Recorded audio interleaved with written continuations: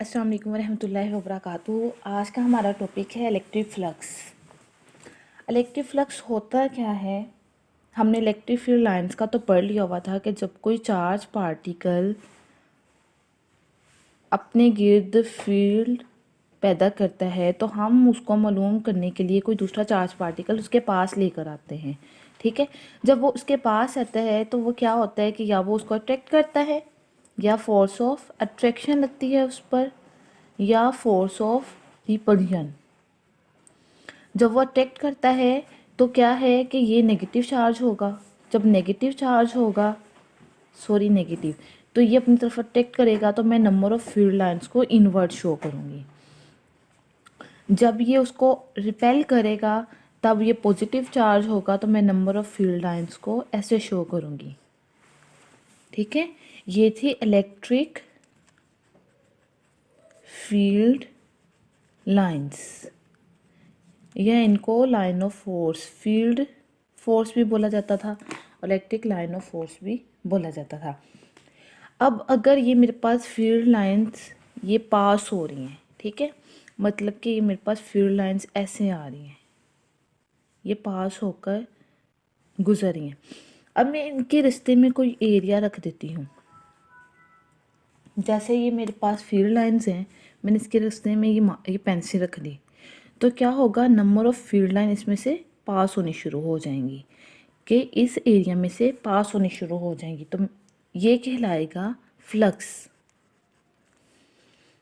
अब ये फ्लक्स कौन सा है, कौन सी फील्ड लाइन पास हो रही हैं? ये इलेक्ट्रिक फील्ड लाइंस पास हो रही हैं। मतलब मैं इसको कह सकती हूँ कि जितनी number of field lines, electric field lines इस एरिया में से पास हो रही हैं उसको कहेंगे electric flux.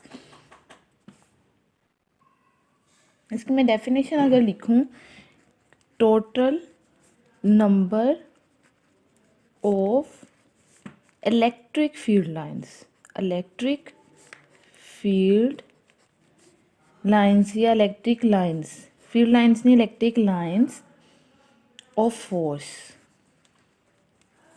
Electric line of force, जितनी नंबर ऑफ फोर्स हैं वो क्या हो रही हैं, पासिंग थ्रू सर्टेन एरिया, कि जो एक उसके सामने एरिया रखा हुआ है उसके अंदर जितनी नंबर ऑफ लाइंस पास हो रही हैं वो क्या कहलाएंगी, of passing through a certain area of close surface.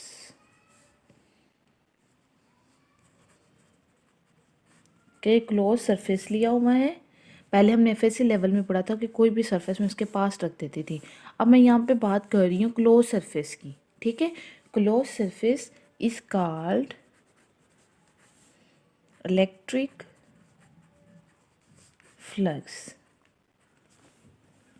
कि एक मैंने क्लोज सरफेस एरिया इसके पास रख दिया है, अब उसमें इलेक्ट्रिक फील्ड लाइंस जिसमें से पास हो रही हैं तो ये मेरे पास कहलाएगा इलेक्ट्रिक फ्लक्स। फ्लक्स को हमने शो करते हैं डेल्टा फाई से, फाई ई।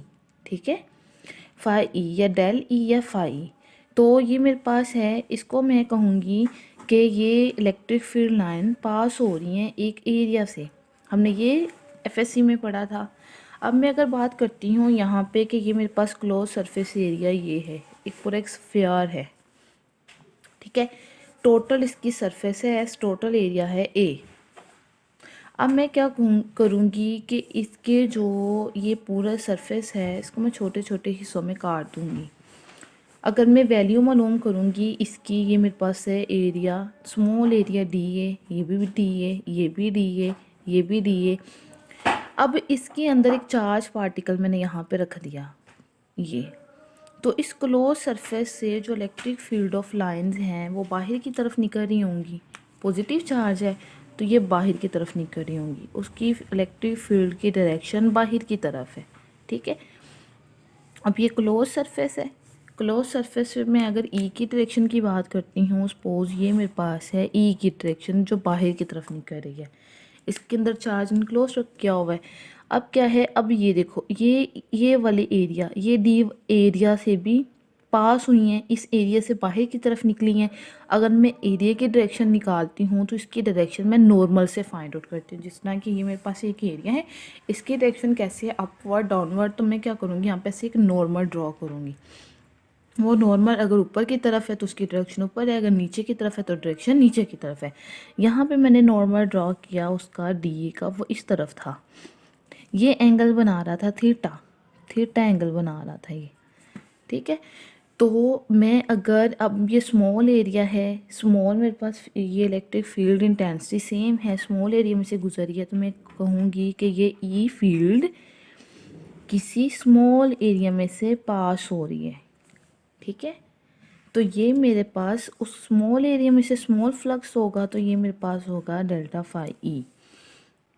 अब मैं सारे की बात करती हूँ टोटल, ये पहले मैंने इसकी बात की, फिर मैंने इसकी की, इसकी की, इसकी, अब मैं पूरे सरफेस की बात करती हूँ।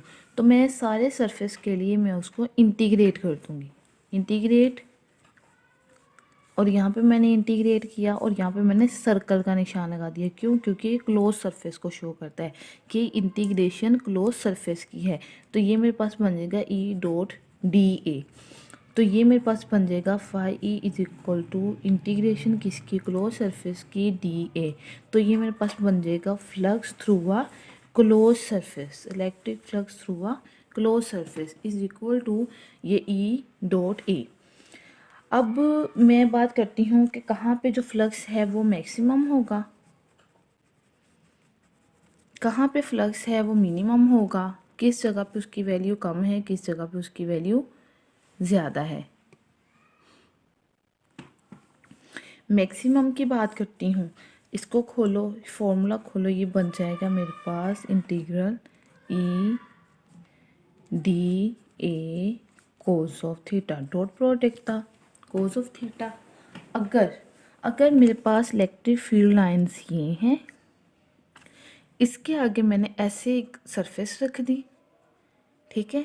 अब ये सरफेस मेरे पास क्या है, बिल्कुल इलेक्ट्रिक फील्ड लाइन, जिस तरह ये मेरा हाथ है, ऐसे ऐसे ये लाइंस पास हो रही हैं, तो मैंने एक परपेंडिकुलर उसके आगे सरफेस रख दी, परपेंडिकुलर, परपेंडिकुलर रखी। तो परपेंडिकुलर सरफेस की जो डायरेक्शन थी उसका मैंने नॉर्मल ड्रॉ किया, वो इस तरफ थी, मतलब ये इलेक्ट्रिक फील्ड लाइंस थी। मैंने इसके आगे एक सरफेस रखी परपेंडिकुलर, परपेंडिकुलर, तो उसका जो नॉर्मल था वो इस डायरेक्शन में था। तो नॉर्मल और इलेक्ट्रिक फील्ड लाइन दोनों के दरमियान में वो पैरेलल थी, दोनों के दरमियान में एंगल था वो ज़ीरो था। तो कोज थीटा, कोज थीटा, कोज 0 डिग्री पे मैक्सिमम वैल्यू देता है 1। तो तब मेरे पास फ्लक्स है वो मैक्सिमम वैल्यू देगा ई डी ए, वहाँ पे जो फ्लक्स है वो मैक्सिमम होगा। मैं मिनिमम फ्लक्स की बात करती हूँ, मिनिमम फ्लक्स, तो मिनिमम फ्लक्स किस जगह पे होगा, अगर ये मेरे पास इलेक्ट्रिक फील्ड लाइंस हैं, ठीक है, मैंने बिल्कुल इसके पैरेलल एरिया रखा, मतलब ये मेरे पास फील्ड लाइंस हैं, मैंने बिल्कुल एक पैरेलल एरिया ऐसे रख दिया। तो जो पैरेलल एरिया, ये एरिया पैरेलल है, तो इसका मैं नॉर्मल ड्रा करूँगी वो अपवर्ड होगा। मतलब यहाँ पे मैंने एक एरिया रखा, वो था पैरेलल, ठीक है, उसका जो नॉर्मल था वो ऊपर की तरफ था, ऊपर की तरफ था, और एंगल बना रहा था, मतलब ये इस तरफ जा रही हैं और वो ऊपर की तरफ है, उनके दरमियान में एंगल बन रहा है 90 डिग्री का।